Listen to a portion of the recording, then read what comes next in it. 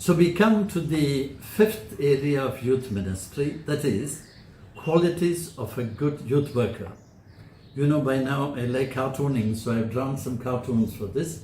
The very first quality is love. See, all ministry is, what's a ministry?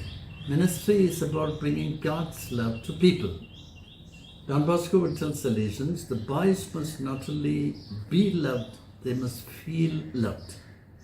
In fact, a boy who was in Don Bosco's care, who later would become one of our generals, described his experience with Don Bosco this way. We felt loved in a way we had never been loved before. We were caught in a current of love. This is the heart of all ministry. Youngsters can make out who loves them and who doesn't. You cannot bluff a group of young people. Next follows, if we love, we are available, not according to our moods. Maybe I'm tired, but this kid is in trouble and needs to speak. Maybe I was thinking of sleeping, but let me be available, listen to this chap.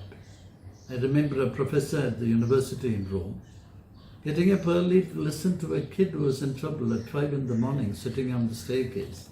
This is availability. The third one is listening.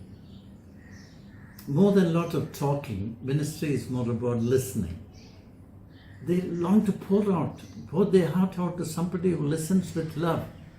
If you can give full attention to a person's word and feeling, you will do lots of good. This is rare and difficult, listening. The next one here is humor, very essential. If everything is serious the whole time, youngsters get bored. Now, humor doesn't mean you got to be good at cracking jokes. Some are good. If you are not, don't bother. There will be others who can crack jokes or put up a funny skit. But two warnings, please. Never crack any vulgar joke.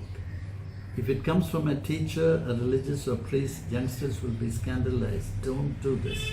Secondly, humor never means putting down somebody or ridiculing a person. It means seeing the funny side of things. Let people tease us. Humor. The fifth quality needed here is knowledge. You may say, what knowledge? Goodwill alone is not enough. You need to read up, you need to know the difficulties of people. For instance, in India, the rate of sexual abuse of minors is high, 53% according to the government. Or information like those who access social media too frequently, especially pornography, tend to get depressed. This type of knowledge we need to have. Or how the present crisis lockdown will affect the economy. The sixth is basic helping skills, especially a bit of counseling and spiritual direction skills are very good for anyone. That's very, very needed. Rules of confidentiality, how to become a better listener. Anyone who develops such skills will be much more effective in youth ministry. And the last one here, very evident, the young learn best by example. They watch you carefully. They observe what clothes you wear, whom you mix with, what you eat and drink, what you have in your room. Do you practice what you tell others? If by observing they find this genuine, they will start listening to you. Otherwise they won't.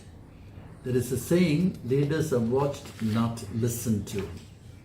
To conclude, your qualities matters more than your qualifications.